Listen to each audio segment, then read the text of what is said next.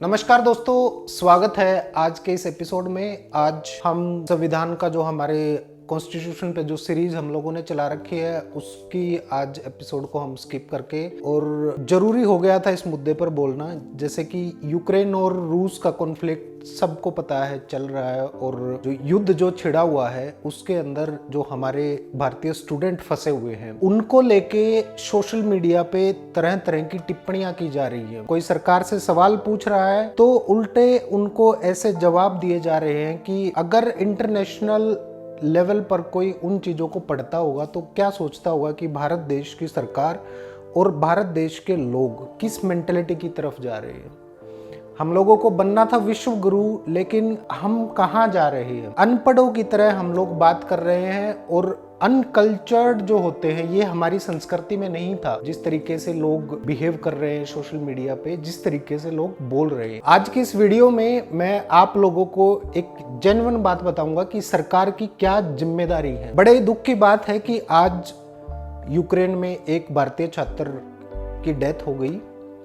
बड़ा दुख का विषय है। वैसे तो मैं इन पॉलिटिकल इश्यूज में या किसी भी पॉलिटिकल एजेंडे को प्रमोट करना या इसके चक्रव्यूह में फंसने का मेरा पर्सनली कोई इरादा नहीं है, लेकिन जब से रूस और यूक्रेन के बीच जंग छिड़ी है तब से अलग अलग प्रकार की अनाप शनाप जानकारियां सोशल मीडिया पर फैलाई जा रही है। यूक्रेन में फंसे हजारों स्टूडेंट्स को वो लोग शिक्षा दे रहे हैं, इवन उनको प्रताड़ित कर रहे हैं, जिन लोगों को ये भी नहीं पता कि जिस देश में वो लोग रह रहे हैं, जिस देश में वो नागरिक हैं, उस देश के नागरिकों के लिए सरकार की क्या जिम्मेदारी है। फिर बाहर फंसे हुए स्टूडेंट्स को तो वो कहाँ समझ पाएंगे। आप लोगों की जानकारी के लिए बता दूं कि किसी भी टेंस सिचुएशन में अगर भारत देश का कोई भी नागरिक किसी दूसरे देश में फंस जाता है तो उसको इवैक्यूएट करने की सरकार की जिम्मेदारी है। लेकिन नहीं, कुछ लोग अपनी अनपढ़ता का परिचय देते हुए उन हजारों स्टूडेंट्स को ही जिम्मेदार ठहरा रहे हैं। ये ठीक ऐसे ही है जैसे कुछ दिन पहले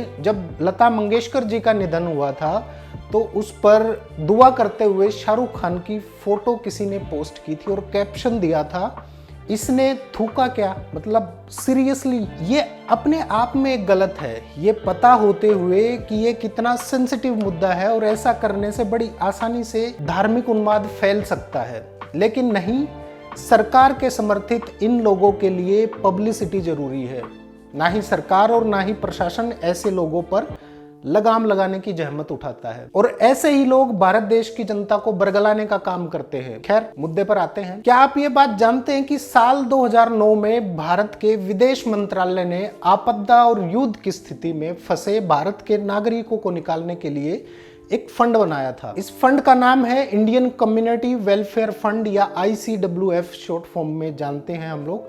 आप गूगल करके देख लीजिएगा, आपको मिल जाएगा। ये फंड उन भारतीयों के लिए बनाया गया है जो विदेश जाते हैं, और जब आप एम्बेसी या पासपोर्ट ऑफिस में पासपोर्ट बनवाने जाते हैं या एम्बेसी में किसी डॉक्यूमेंट के लिए अप्लाई करने जाते हैं तो इस फंड के लिए आपसे शुल्क लिया जाता है। यानी विदेशों में रहने वाली भारत की जनता, भारत के लोगों के पैसे से ये फंड बना है, और इसके लिए ही उन्होंने सरकार को पैसे दिए हैं। इसलिए उनका हक बनता है कि इस पैसे से आपदा या युद्ध की स्थिति में सरकार किराए पर विमान लेकर मुफ्त में सुविधा दे।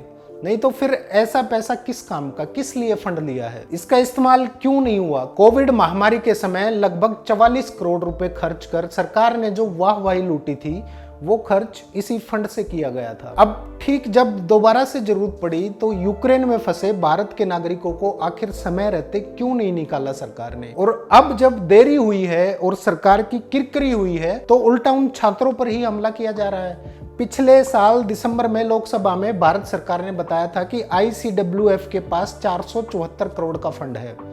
कोविड के समय से लेकर अक्टूबर 2021 तक सरकार ने इस फंड से 44 करोड़ रुपए खर्च कर लिए, और उसकी सरकार ने दबा के पब्लिसिटी की है। सोचिए, 400 करोड़ का फंड होते हुए भी इसका इस्तेमाल समय पर नहीं किया गया।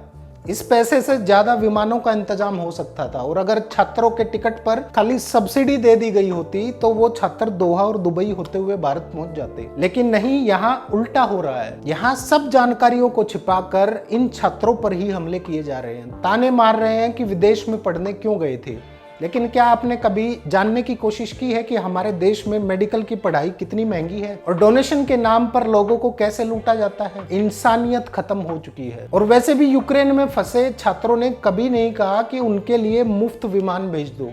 छात्रों ने एयर इंडिया का टिकट बहुत महंगा होने के बावजूद भी खरीदा, लेकिन बावजूद उसके विमान नहीं उपलब्ध किए गए। किसी ने सरकार से पूछा कि पहले जो उड़ानें यूक्रेन जाती थी उनका क्या हुआ? क्या सीधी उड़ान पहले यूक्रेन नहीं जाती थी? और अगर जाती थी तो उनको बंद क्यों कर दिया गया? 25 जनवरी से ही यूक्रेन में रह रहे छात्र ट्विटर पर सरकार से गुहार लगा रहे थे और पूछ रहे थे कि हमारे लिए क्या एडवाइजरी है। कमर्शियल फ्लाइट्स बंद हैं, टिकट्स के रेट आसमान छू रहे हैं, कुछ कीजिए। लेकिन नहीं, सरकार की नींद नहीं खुली। 18 फरवरी को एयर इंडिया ने ट्वीट किया कि एयर इंडिया 22, 24 और 26 फरवरी को 3 फ्लाइट्स चलाएगा। इग्नोर करने का लेवल देखिए। 18 फरवरी को ट्वीट करके बताया गया कि 4 दिन बाद 22 फरवरी को विमान जाएगा उनको लेने, वो भी एक दिन में एक विमान, फिर 2-2 दिनों के अंतर पर एक और विमान। और ये हाल तब था जब स्टूडेंट्स ने पेड टिकट्स खरीदी थी। 25 फरवरी को सरकार ने कहा कि विमान सेवा मुफ्त होगी, लेकिन तब तक उस सेवा का कोई खास मतलब नहीं रह गया था। जब वहां पे युद्ध छिड़ी गया था और सारी फ्लाइट्स और एयर स्पेस बंद हो गए थे, तो फिर उसके बाद सरकार ने झुंझुना पकड़ा दिया कि हम 25 फरवरी को फ्री में लेके आएंगे। लेके कहां से आओगे? किसी ने पूछा सरकार से कि जब सब कुछ चल रहा था तब क्यों नहीं निकाल पाए? क्या जहाजों की कमी थी भारत देश में? आप लोग खुद सोचिए, क्या 3 विमान से 20,000 छात्र आ जाएंगे?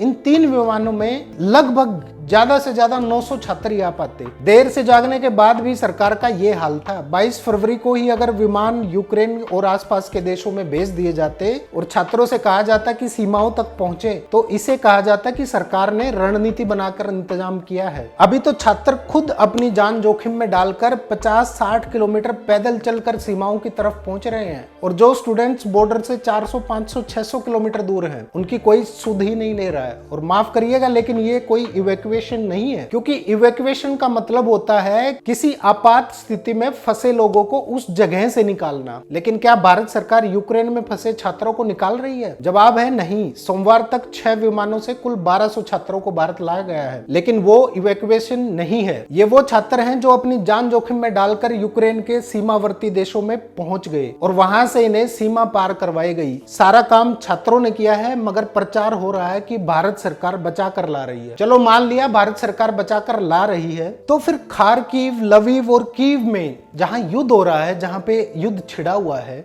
जहां हजारों छात्र बंकरों में छिपे हुए हैं, ठंड की वजह से बुरा हाल है, भूखे प्यासे हैं, उनको क्यों नहीं बचाकर ला सकती भारत सरकार? सच्चाई तो ये है कि छात्र खुद को इवैक्यूएट कर रहे हैं। हंगरी, पोलैंड से इन छात्रों को लाना इवैक्यूएशन नहीं है। रूस के राष्ट्रपति से बातचीत को लेकर हंगामा मच गया, जैसे यही एक बड़ी बात हो गई है। मीडिया यूक्रेन में छात्रों के उन बयानों को दिखाने से कतरा रही है, लेकिन जब तक उनका कैमरा हटता है वहां फंसे छात्र बोल ही देते हैं कि सरकार ने कुछ नहीं किया। आप लोग खुद सोचिए, सालों से चली आ रही सरकार की ये परंपरा, जनता का पैसा जनता से ही लो और जनता को ही उसके लिए जिम्मेदार ठहरा दो। ऊपर से एक नेगेटिव जवाब देने वाले जो उल्टी सीधी इंफॉर्मेशन फ्लोट करती रहती है सोशल मीडिया पे, वो और एक नया इशू पैदा हो गया जो कि लोगों के अंदर एक अजीब तरीके की इंफॉर्मेशन भर रहा है, एक गलत इंफॉर्मेशन भर रहा है। और ये काम कर रहे हैं जिम्मेदार लोग। सरकार सब कुछ मैनेज कर सकती है, सरकार फॉल्स इंफॉर्मेशन क्यों नहीं हटा सकती सोशल मीडिया से? अगर फॉल्स इंफॉर्मेशन को हटाना शुरू कर दिया तो इनको पता है कि सारी सरकारों के आधे से ज्यादा फॉल्स जो इंफॉर्मेशन खुद इन्होंने सर्कुलेट की है कॉन्फ्लिक्ट देश के अंदर पैदा करने के लिए, धर्म का, जात का, मजहब का, वो सारे कॉन्फ्लिक्ट्स लोगों के सामने आ जाएंगे कि क्या क्या इन्फॉर्मेशन झूठी है। मैं बहुत ज्यादा कुछ नहीं कहना चाहूंगा, लेकिन सरकार की जवाबदेही बनती है भारत देश के लोगों के लिए, और जो भारत देश का नागरिक है और जो जिस चीज के लिए भारत सरकार को पे करके गया है उस सुविधा का उसको लेने का पूरा हक है। भारत सरकार को चाहिए था कि 18 फरवरी से 20 फरवरी से पहले पहले भारत के जितने भी छात्र वहां पे गए हैं सबको इवैक्यूएट करते, लेकिन नहीं किया गया। चुनाव चल रहे हैं, वो ज्यादा जरूरी है।